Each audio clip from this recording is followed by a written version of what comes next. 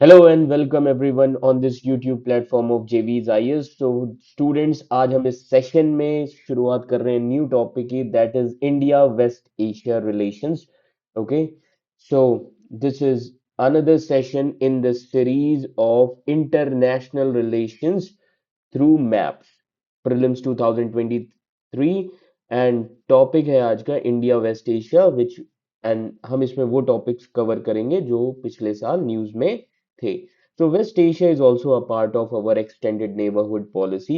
Okay, so let's begin with the session. So first of all, we'll see what are the topics that we are going to cover in this session. So the first important topic is Israel approves Mammoth Golan Heights plan. तो Golan Heights की geographical location काफी ज्यादा important है और एक question आ भी चुका है ऑलरेडी यूपीएससी में. Okay, geographical location. Okay, then कुछ हिस्टोरिकल बैकग्राउंड, ये सारी चीजें हम डिस्कस करेंगे. Clear. Then I two U two काफी इंपॉर्टेंट है क्योंकि पहली बार वर्चुअल सबमिट हेल्ड हुई थी 2022 में. तो ये काफी इंपॉर्टेंट है प्रीलिम्स के लिए भी as an organisation. Then India begins cooperation with Bahrain-based combined maritime forces. अब ये कॉन्सेप्ट क्या है? ये कोलिशन है. ओके, ये कोलिशन है मैरीटाइम जोन को सिक्योर करने का. Then last but not least, India and Oman begins Eastern Bridge 6 air exercise. तो ये कुछ चीजें हैं जो हम डिस्कस करने वाले हैं इस सेशन में. So let's begin with the session. So first of all, Israel approves mammoth Golan Heights plan. Context क्या है? इजरायली गवर्नमेंट ने अभी, याद रखिएगा, पिछले साल अप्रूव किया 1 billion shekel, that means $317 million plan Golan Heights को डेवलप करने का. समझ में आ रहा है? ताकि जो पॉपुलेशन है टेरिटरी की उसको और ज्यादा बढ़ाया जा सके, जो कि ऑलरेडी इसराइल ने ऑक्यूपाई करके रखा हुआ है इस एरिया को. 1967 में एक वॉर हुआ था जिसको सिक्स डे वॉर कहते हैं and this war is also called as June war क्योंकि जून में हुआ था ये वॉर. क्लियर. तो आप सबसे पहले गोलन हाइट्स की लोकेशन देख सकते हैं, गोलन हाइट्स. क्लियर. तो अब गोलन हाइट्स याद रखिएगा, this comes under Levant region. तो 2022 प्रीलिम्स में लेवांत रीजन के बारे में पूछा गया था. तो ये याद रखिएगा, it comes under Levant region. समझ में आ रहा है? So this is the region in the Levant. Okay, and this is spanning about 1800 kilometre square. This much is clear to all of you.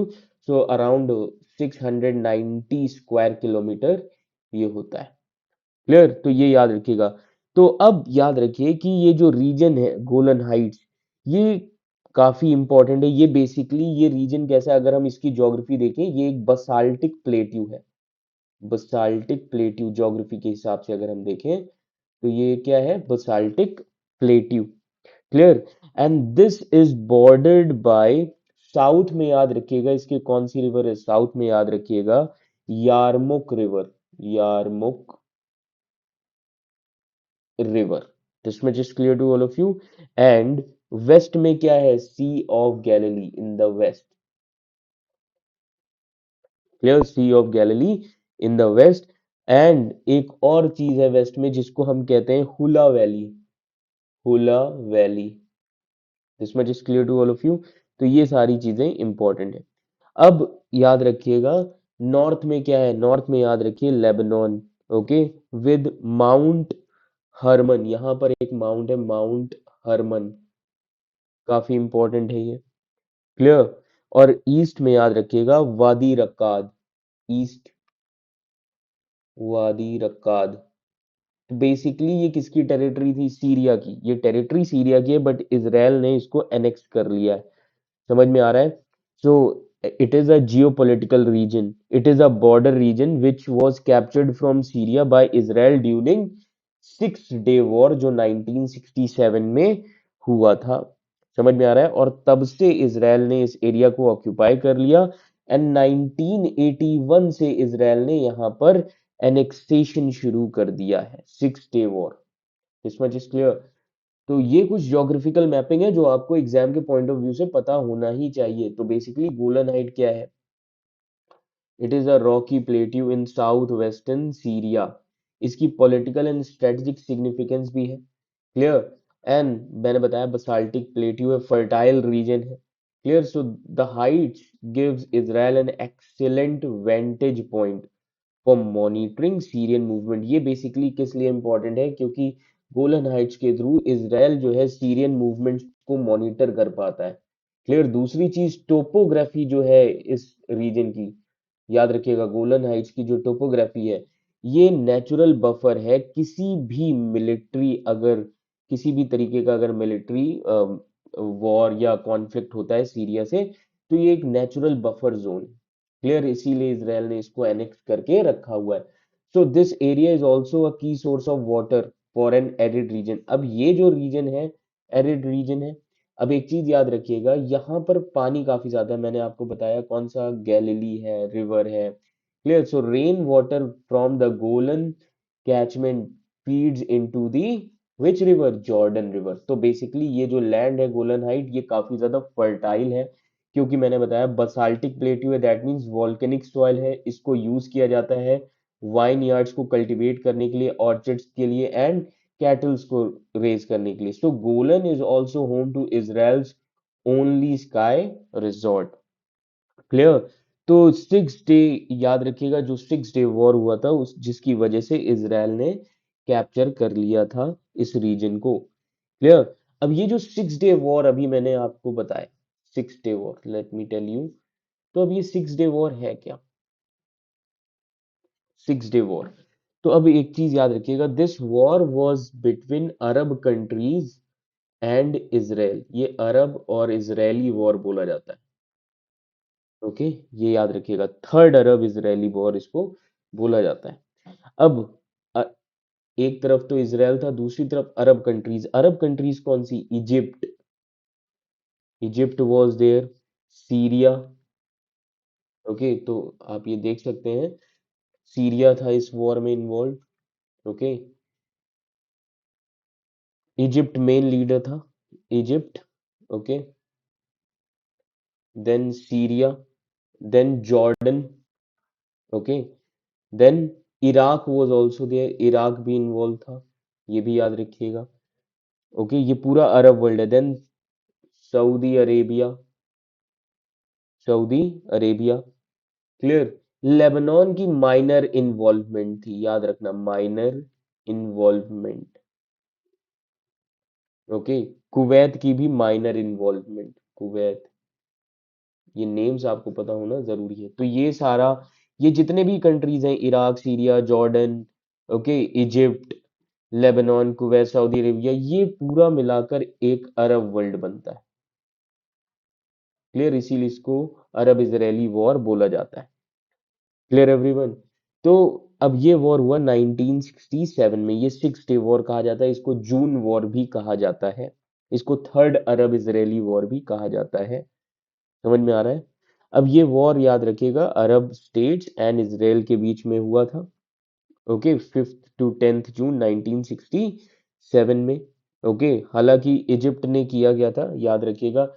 ये वॉर भी कोल्ड वॉर पॉलिटिक्स का ही part है, cold war politics.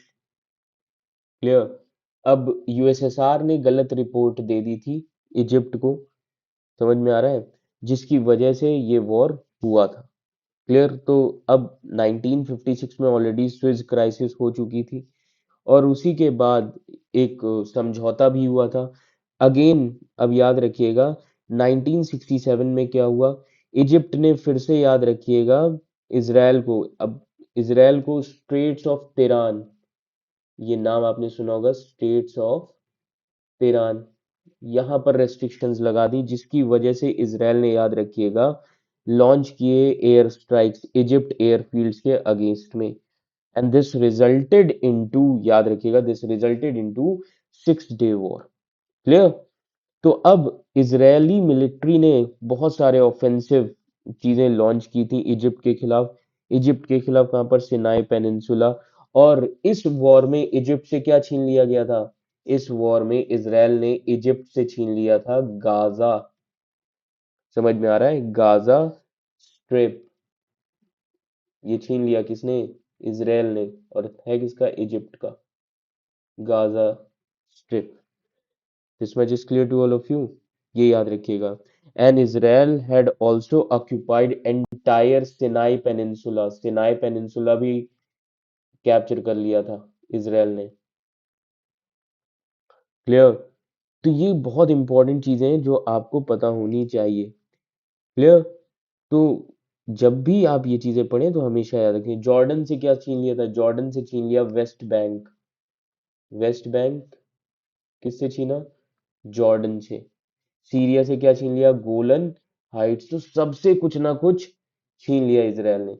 अब आप एक चीज सोचिए, छोटा सा ये एक कंट्री जिसने सभी को सबक सिखा दिया था. Clear everyone. तो इसीलिए ये तीन प्लेसेस काफी ज्यादा इंपॉर्टेंट हो गई मैपिंग के लिए. अब रीजन क्या था? एक ऑर्गेनाइजेशन भी बन चुकी थी, याद रखिएगा, 1964 में, जिसका नाम है PLO, Palestinian Liberation Organisation. Clear. तो 1967 में ये वॉर होता है. ओके. तो ये सारी चीजें बाकी हिस्ट्री में आप पढ़ेंगे. This much is clear to all of you. तो ये कॉन्टेक्स्ट है.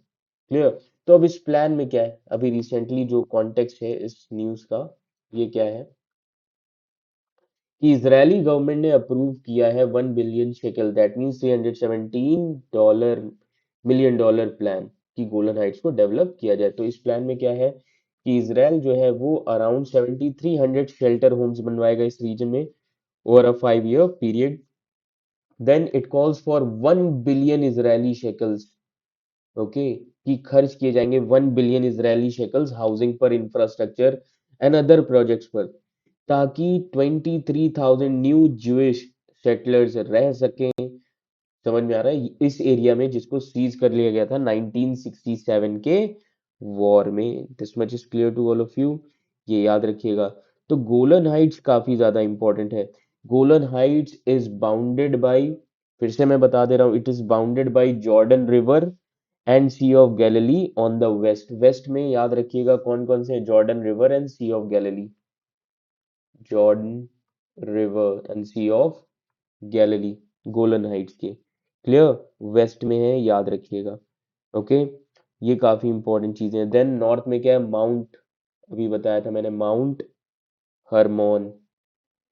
क्लियर. एंड देन मैंने आपको बताया कि ईस्ट में व- वदी रगद. क्लियर. एंड साउथ में क्या है? यरम रिवर. समझ में आ रहा है? ये कुछ इंपॉर्टेंट रिवर्स हैं, ये याद रखिएगा. This much is clear to all of you.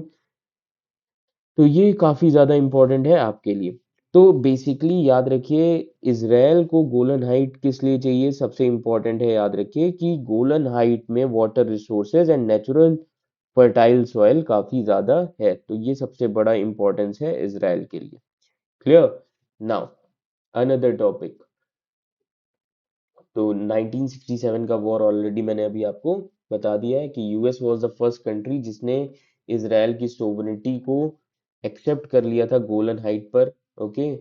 तो इसीलिए विच रेस्ट जितनी भी इंटरनेशनल कम्युनिटी है वो कहती है कि ये इजरायली ऑक्यूपाइड एरिया है. क्लियर. नाउ जो नेक्स्ट टॉपिक है जो काफी ज्यादा इंपॉर्टेंट है इस साल के लिए, दैट इज I2U2, जिसमें पहली बार वर्चुअल समिट हुई थी. क्लियर. अब सबसे पहली चीज, ये I2U2 है क्या? ओके. कुछ स्कॉलर इसको वेस्ट एशियन क्वाड भी बोलते हैं, क्योंकि 4 मेंबर हैं. West Asian Quad. Clear. So PM participated in the first ever I2U2 virtual summit. तो अब आप ये मैप देख लीजिए, ये काफी ज्यादा इंपॉर्टेंट है. Egypt, then this side Lebanon, ये लेबनन है, ये इजराइल, छोटा सा देश. Clear. Then Syria, Iraq, Iran. Israel आप देख सकते हैं कितना छोटा सा है. Saudi Arabia, UAE, Bahrain, Oman, Yemen. Clear. Now I2U2 का मतलब है India, Israel, UAE and US. Clear. तो अब इसमें हुआ क्या? Ambassadors of UAE to India, जिनका नाम है अहमद अल्बाना, इन्होंने इस न्यू ग्रुपिंग को कहा वेस्ट एशियन क्वाड, कि ये वेस्ट एशिया का एक क्वाड है. क्लियर. अब बेसिकली जेनेसिस क्या है इस ग्रुप का? ये कब आ रहा है? अब एक चीज याद रखना, इस ग्रुप को तब उस समय बनाया जा रहा है जिस समय चाइना का इन्फ्लुएंस काफी ज्यादा है. China's influence. इसको काउंटर करने के लिए। एंड सबसे इंपॉर्टेंट ये था कि रशिया यूक्रेन वॉर चल रहा था पूरे वर्ल्ड में, याद रखिएगा, वीट क्राइसिस। तो इसीलिए जो बाइडेन ने खुद विजिट किया था पिछले साल, समझ में आ रहा है? तो इसीलिए president Biden he participated in the first leader summit of I2U2। Okay, ये काफी इंपॉर्टेंट चीजें हैं जो आपको पता होना चाहिए। तो जितने भी I2U2, that means India, Israel, UAE and US के जो लीडर्स हैं, they stressed, okay, they desire to mobilise private sector capital and technologies, कि जो भी चैलेंजेस हैं उनको सॉल्व किया जाए। ट्रेड ट्रांजिट पर बात की गई, समझ में आ रहा है? इन सब चीजों पर बात की जा रही है। क्लियर? तो बेसिकली याद रखिएगा कि ये जो ऑर्गेनाइजेशन है I2U2, ये काफी स्ट्रेटेजिक वे में, काफी स्ट्रेटेजिक है, इसलिए बनाई गई थी। ओके, तो इसका मेन रीजन यही है। ये याद रखिएगा, ये इनिशिएटिव तब मोमेंटम गेन हुआ जब इसकी पहली वर्चुअल समिट हुई थी। Clear? So this genesis took, ये जो ग्रुप है, it took place in Middle East so that to harness the maritime traffic. कहाँ पर? स्टेट ऑफ हॉर्मूज, बहुत इंपॉर्टेंट स्टेट है, Bab el Mandeb and Suez Canal region. ये तीनों रीजन काफी ज्यादा इंपॉर्टेंट है। Clear? So out of 8 maritime choke points, अब ये कहा जाता है कि यहाँ पर 8 मैरीटाइम चोक पॉइंट्स हैं। तो सब पूरे वर्ल्ड में याद रखिएगा 8 मैरीटाइम चोक पॉइंट्स हैं।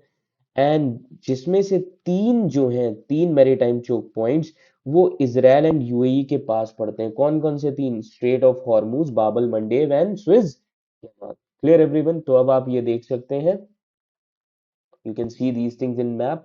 लाइक अब आप यहाँ पे देख सकते हैं स्ट्रेट ऑफ हॉर्मूज बहुत इंपॉर्टेंट है, समझ में आ रहा है? इंपॉर्टेंट एरिया है फॉर ट्रेड एंड कॉमर्स, ये याद रखिएगा। क्लियर? स्ट्रेट ऑफ हॉर्मूज, तो इसकी स्ट्रेटेजिकल इंपॉर्टेंस है। क्लियर? तो I2U2 का पर्पस क्या है? अब स्ट्रेट ऑफ हॉर्मूज को अगर आप देखो, स्ट्रेट ऑफ हॉर्मूज, ये जो स्ट्रेट है ये अराउंड 167 किलोमीटर लॉन्ग है, जिसकी विड्थ 96 किलोमीटर है, और याद रखिएगा at its widest to 39 kilometre at its narrowest point. Clear? कहा जाता है कि 1/3 वर्ल्ड की LNG, liquefied natural gas, and 25% total global oil consumption इस स्ट्रेट के थ्रू पास करता है। इसीलिए ये काफी स्ट्रेटेजिक चोक पॉइंट, समझ में आ रहा है? दूसरा है बाबल मंडेब। अब बाबल मंडेब कहाँ पर है? गल्फ ऑफ एडन के पास। यहाँ पर आप देख सकते हैं Bab el Mandeb, Red Sea, Gulf of Aden, Djibouti. Clear? तो यहां पर पड़ता है Suez Canal which connect Red Sea with Mediterranean Sea. This much is clear to all of you? Okay, तो ये स्विस कैनाल है और ये है बाबल मंडेब। सो बाबल मंडेब स्ट्रेट जो है ये काफी इंपॉर्टेंट स्ट्रेटेजिक लिंक है, याद रखिएगा। और यहाँ पर है स्ट्रेट ऑफ हॉर्मूज, यूएई के ऊपर, ईरान के नीचे। क्लियर? सो ये काफी स्ट्रेटेजिक लिंक है Bab el Mandeb for maritime trade route between Mediterranean sea and Indian sea. तो एक तरीके से देखें तो ये मेडिटेरेनियन और इंडियन ओशन को जोड़ता है via Red Sea and Suez Canal के थ्रू। क्लियर? कहा जा रहा है कि हर दिन यहाँ से 60 शिप्स पास करते हैं इस स्ट्रेट से। बट अनफॉर्चुनेटली इस रीजन में क्योंकि ये अफ्रीका से जुड़ा हुआ है, इस रीजन में पायरेट्स बहुत ज्यादा है। पायरेट्स जो काफी ज्यादा खतरा रहता है, जिसकी वजह से इंस्टेबिलिटी रहती है। Clear? So this is another example of choke points. Clear? Then Suez Canal की अगर हम बात करें, स्विज कैनाल जो कि 1869 में बना था। ओके, क्योंकि ऑयल की डिस्कवरी होती है पहली बार 1859 में। So this is one of the more famous names of the three states. ये एक, याद रखिएगा, artificial sea level trade route है वाया इजिप्ट। क्लियर?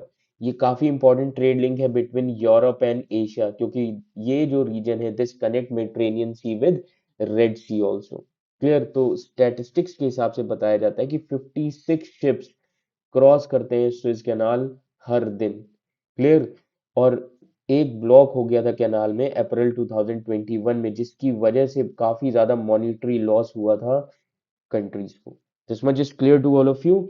ये याद रखिएगा, ये सारी चीजें एग्जाम के पॉइंट ऑफ व्यू से बहुत ज्यादा इंपॉर्टेंट है। क्लियर? तो अब अगर हम बात कर रहे हैं I2U2 की, I2U2 एक ग्रुपिंग है, ओके, जिसकी मीटिंग कॉन्सेप्चुलाइज्ड हुई थी एंड पहली बार वर्चुअल समिट होती है। एम क्या है I2U2 का, ये याद रखिएगा। तो I2U2 इसका एम क्या है? इसका एम है, याद रखिए, कॉपरेशन एंड इन्वेस्टमेंट। इन्वेस्टमेंट कितने एरियाज में? Investment in 6 areas like water, okay, energy, transportation, then space, health, then food security. Okay, these are some important things. Clear? तो I2U2 का ओरिजिन कैसे हुआ? तो इसके लिए आपको अब्राहम अकॉर्ड समझना पड़ेगा। अब आप कहेंगे कि सर ये अब्राहम अकॉर्ड क्या है? ओके, अब आपको पता है कि अरब वर्ल्ड और इसराइल में हमेशा से ही टेंशन्स रहे, क्योंकि इसराइल पैलेस्टीन में एक कंट्री बनाएगी, पार्टीशन किया गया, जिसकी वजह से पूरा, याद रखिए, अरब वर्ल्ड परेशान था। वॉर्स भी हुए, अरब इजरायली वॉर्स। क्लियर? सो अब हुआ क्या? सितंबर 2020, सितंबर 2020 अब्राहम अकॉर्ड्स वर साइंड। अब अब्राहम अकॉर्ड साइन किसके बीच में हुए? इसराइल यूएई, ताकि दोनों के बीच में नॉर्मलाइजेशन आ सके। समझ में आ रहा है? हालांकि एक कंट्री और थी, बहरीन। समझ में आ रहा है? और मीडिएशन किसने किया था? यूनाइटेड स्टेट्स ने। तो Israel UAE normalization on agreement officially, जो इसराइल और यूएई का नॉर्मलाइजेशन हुआ वो अग्रीमेंट पर लिखा गया ऑफिशियली, जिसको अब्राहम अकॉर्ड्स पीस एग्रीमेंट कहा जाता है। Clear? So it was initially agreed to join to in a joint statement by US, Israel and UAE। तो इन तीनों ने मिलकर, तो मीडिएट किसने किया? यूनाइटेड स्टेट्स ऑफ अमेरिका ने।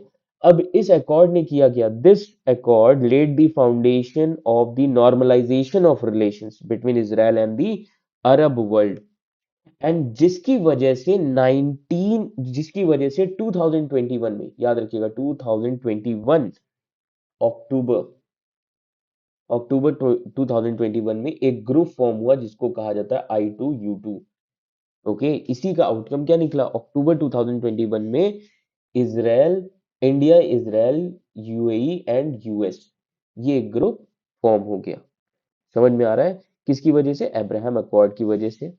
तो इसमें डील किया जा रहा था किस तरीके से मैरीटाइम सिक्योरिटी पर ध्यान देना, इंफ्रास्ट्रक्चर एंड ट्रांसपोर्ट पर ध्यान देना है। तो यूएई, याद रखिएगा, थर्ड अरब कंट्री है जिसने इसराइल के साथ समझौता कर लिया। सबसे पहली कंट्री कौन थी? अब देखो, 3 अरब इजरायली वॉर्स हुए जिसमें इजिप्ट लीडर था, और इजिप्ट ने समझौता कर लिया पहली बार 1979 में। फिर दूसरी कंट्री बना जॉर्डन, जिसने समझौता कर लिया 1994 में। क्लियर? तीसरी कंट्री कौन बना? यूएई बन गया 2021 में, जिसने समझौता कर लिया इसराइल के साथ। तो इन्होंने फॉर्मली नॉर्मलाइज कर लिया अपने रिलेशन इसराइल के साथ, okay, as well as first Persian Gulf country to do so. और यूएई पहली पर्शियन गल्फ कंट्री है जिसने ऐसा किया है। सो कॉन्करेंटली इसराइल ने अग्री कर दिए अपने प्लान्स को सस्पेंड करने के लिए for annexing the parts of West Bank. तो concurrently Israel agree to suspend plans for annexing the parts of West Bank, कि अब वेस्ट बैंक को उतना ज्यादा एनेक्स नहीं किया जाएगा। ओके, तो बेसिकली ये था कि टेंशन्स नॉर्मलाइज हो गए हैं। Clear? So what had long been informal but robust foreign relations between two countries. तो अब याद रखिएगा, ये जो काफी लंबे समय से बात चल के आ रही थी वो यही था कि हर अरब वर्ल्ड और इसराइल के बीच में डायलॉग्स एंड डिप्लोमेसी डेवलप होनी चाहिए, जिससे चीजें नॉर्मलाइज हो सके, और धीरे धीरे ये चीजें हो रही हैं। क्लियर? तो ये कुछ चीजें थी इंपॉर्टेंट न्यूज में I2U2 के बारे में। क्लियर? अब आप कहेंगे कि सर इंडिया का क्या इसमें एस्पेक्ट है? इंडिया का सिर्फ इकोनॉमिक एस्पेक्ट है, याद रखिएगा। इंडिया का एस्पेक्ट क्या है? Economic aspect. इंडिया इस चीज को इकोनॉमिक एंगल से देखता है। समझ में आ रहा है? ये सबसे इंपॉर्टेंट है। तो India had individual bilateral relations with West Asian nations. Clear? So ये जो ग्रुपिंग है, this grouping is a first where relations with two West Asian nations are being merged अब यहाँ पर दो वेस्ट एशिया के जो नेशन है उनके साथ इंडिया के रिलेशन मर्ज हो गए, Israel and UAE. Clear everyone. तो अब्राहम रिकॉर्ड जो है वो प्रोवाइड करता है एडवांटेज कि इंडिया अरब नेशंस के साथ और अच्छे से एंगेज कर सकता है। Clear everyone? So this grouping will also help India to strengthen its position in West Asian geopolitics as well as strategically and economically. Clear everyone? Another topic. अब another topic क्या है? India begins cooperation with Bahrain-based combined maritime forces. Yes, this is also very important. तो अब ये है क्या? Okay, तो context क्या है इस न्यूज का? कॉन्टेक्स्ट ये है, इंडिया ने ज्वाइन किया US backed combined military forces Bahrain, CMF, जो कि ये एक काउंटर टेररिज्म कोलिशन है जिसका एम है इंटरनेशनल वाटर्स को प्रोटेक्ट करना। तो इंडिया इस चीज में 35th मेंबर बना। समझ में आ रहा है? इंडिया 35th मेंबर बना मैरीटाइम पार्टनरशिप में। बाकी और मेंबर कौन कौन से, like Australia, Bahrain, Denmark, Egypt, France, Germany, Greece, Iraq, Italy, Japan, Jordan, republic of Korea, Kuwait, Netherlands and New Zealand, and Pakistan is also a full member of combined maritime forces. This much is clear to all of you now. तो basically ये है क्या initiative, ये याद रखिएगा। अब अगर आपको याद हो 9/11 अटैक 2001 जो यूनाइटेड स्टेट्स ऑफ अमेरिका पर हुआ था, तभी से टेररिज्म एक ग्लोबल इशू बना दिया गया। तो यूएस की हेल्प से एक कंबाइंड मैरीटाइम फोर्सेस बनाई गई, याद रखिएगा, मिडिल ईस्ट में, जिसको लीड किसने किया था? यूएस ने, ताकि इंटरनेशनल वाटर्स को प्रोटेक्ट रखा जा सके टेररिज्म से। So this group combined maritime forces Bahrain, this was established in 2001 and at that time 12 members, उस समय 12 मेंबर्स थे, 12 मेंबर्स का कोलिशन था जिनको कंबाइंड मैरीटाइम फोर्सेस कहा जाता है। तो ये एक रीजनल इंटरनेशनल कोलिशन है जिसमें लाइक माइंडेड पार्टनर्स हैं, जिसमें मेन एम है कि इंटरनेशनल टेररिज्म को काउंटर करना है और इंटरनेशनल रूल बेस्ड ऑर्डर को फॉलो करना है। क्लियर? बेसिकली इसका टास्क किसको दिया गया था? इसको फॉर्म करने का टास्क, लीड करने का टास्क दिया गया था United states naval forces central command को, नेवसेंट को। समझ में आ रहा है? एंड इसका रोल क्या है? ट्रेड रूट्स को प्रोटेक्ट करना, टेररिज्म को काउंटर करना, पायरेसी को काउंटर करना, इलीगल फिशिंग को कर्ब करना। क्लियर? और इसका हेडक्वार्टर कहाँ है? इस कोलिशन का हेडक्वार्टर है बहरीन में, along with NAVCENT. Clear? And fifth fleet भी है यूएस की। क्लियर? और इसके कमांडर कौन है? इस कंबाइंड फोर्सेस का कमांडर कौन है? यूएस नेवी के वाइस एडमायरल। Clear everyone? अब इस कंबाइंड मैरीटाइम फोर्सेस में 4 टास्क फोर्सेस होती हैं। कौन कौन सी? कंबाइंड टास्क फोर्सेस 150, ये किस लिए होती है? Maritime security and counter terrorism के लिए। सीटीएफ 151 पायरेसी को काउंटर करने के लिए। CTF 152 Arabian Gulf security and cooperation के लिए। And CTF 153 maritime security Red Sea and Gulf of Aden में। सो बेसिकली याद रखिएगा इसके कमांडर कौन है? यूएस नेवी वाइस एडमायरल, जो कि नेवसेंट के हैं, एंड यूएस नेवी की फिफ्थ फ्लीट भी यहीं पे कमांड करती है। So all 4 commands are co-located at US naval support activity Bahrain. और इस फोर्सेस के डेप्यूटी कमांडर कौन है? वो याद रखिएगा यूनाइटेड किंगडम रॉयल नेवी के कॉमोडोर। Clear everyone? तो ये कुछ चीजें काफी ज्यादा इंपॉर्टेंट है। Now last important topic, that is India and Oman, जिन्होंने शुरुआत की ईस्टर्न ब्रिज 6 एयर एक्सरसाइज। अब कॉन्टेक्स्ट क्या है कि ये एक एयर एक्सरसाइज है। So Indian air force and royal air force of Oman, इन्होंने एक बायलैटरल एयर एक्सरसाइज ऑर्गेनाइज की जिसका नाम है ईस्टर्न ब्रिज 6। ये कहां पर हुई थी? ये हुई थी जोधपुर, राजस्थान। क्लियर? तो ये 6th एडिशन है इस एक्सरसाइज का। क्लियर? अब इस एक्सरसाइज में हुआ क्या? सबसे पहली चीज, ओके, ये याद रखिएगा। तो अब एक चीज याद रखिए कि ओमान ने अपने F-16 fighter jets and Indian air force ने अपने Sukhoi 30 MKI Jaguars and mirage 2000 इसको डिप्लॉय किया था। समझ में आ रहा है? ये याद रखना। और जो लास्ट कॉम्बैट एयरफोर्स एक्सरसाइज हुई थी दोनों कंट्रीज के बीच में, वो कौन सी थी? Eastern bridge 5th। तो याद रखिएगा 2022 में कौन सी हुई? 6th हुई, और ईस्टर्न ब्रिज 5th उससे पहले हुई थी। और ये कहां पर हुई थी? मसीरा, जो कि एयर एयरफोर्स स्टेशन है ओमान का। समझ में आ रहा है, air force station of Oman. This much is clear to all of you. तो ये काफी ज्यादा इंपॉर्टेंट है। तो बेसिकली अब ये काफी ज्यादा इंपॉर्टेंट इसलिए याद रखिएगा क्योंकि इस एक्सरसाइज का एम क्या है, इससे एक अपॉर्चुनिटी मिलती है ताकि जो ऑपरेशनल कैपेबिलिटी है ओमान और इंडिया के एयरफोर्स की उसको बढ़ाया जा सके। दोनों ही साइड के एयर फोर्सेस आपस में प्रमोट कर रहे हैं अपना प्रोफेशनल इंटरेक्शन, एक्सपीरियंस शेयर करेंगे, नॉलेज शेयर करेंगे, और इससे दोनों कंट्रीज के बायलैटरल रिलेशंस भी बढ़ेंगे। Clear? Now both these countries they agreed to work together to combat on drug trafficking, जो कि नॉर्थ अरेबियन सी में काफी ज्यादा प्रीवेलेंट है, कि ड्रग ट्रैफिकिंग को कैसे कॉम्बैट किया जाए। क्लियर? तो इससे याद रखिएगा इंडिया ओमान के रिलेशंस और ज्यादा स्ट्रॉन्गर होंगे। This much is clear to all of you. तो ये कुछ चीजें वेस्ट एशिया से रिलेटेड थी न्यूज में। क्लियर? अब हम कुछ क्वेश्चंस देख लेते हैं जो हमने अभी तक टॉपिक पढ़े। Like Golan height, Golan height touches the boundary of which of the following countries? Statement first, Syria, Jordan, Turkey, Israel. Select the correct answer using the codes given below. Option A 1 2 3rd only, B second third and fourth only, C first second and fourth only, and D first second third and fourth। तो अगर आप map देखेंगे, you can see this map, okay, तो Turkey कहीं पे भी यहाँ पर आपको नहीं दिख रहा है। क्लियर? तो एक चीज याद रखिएगा, Syria is connected Golan Heights, then Jordan and Israel। Clear? So first, second and fourth, so option C is the right answer। तो अगर आप देखें इस गोलन हाइट्स को, तो कौन कौन सी कंट्रीज टच करती है? Lebanon, clear, Israel, Jordan and Syria. This much is clear to all of you. Now another question, exercise Eastern Bridge 6 has been conducted between, ये अभी हमने पढ़ा है, so India, Yemen, India, Oman, India, Kuwait, India, Saudi Arabia। So option B is the right answer, India and Oman। Clear everyone? Then another question, which of the following countries is oblique are part of I2U2 grouping? India, Israel, Uganda। Three states में, so कौन सा सही है? India, Israel और कौन से? UAE and US।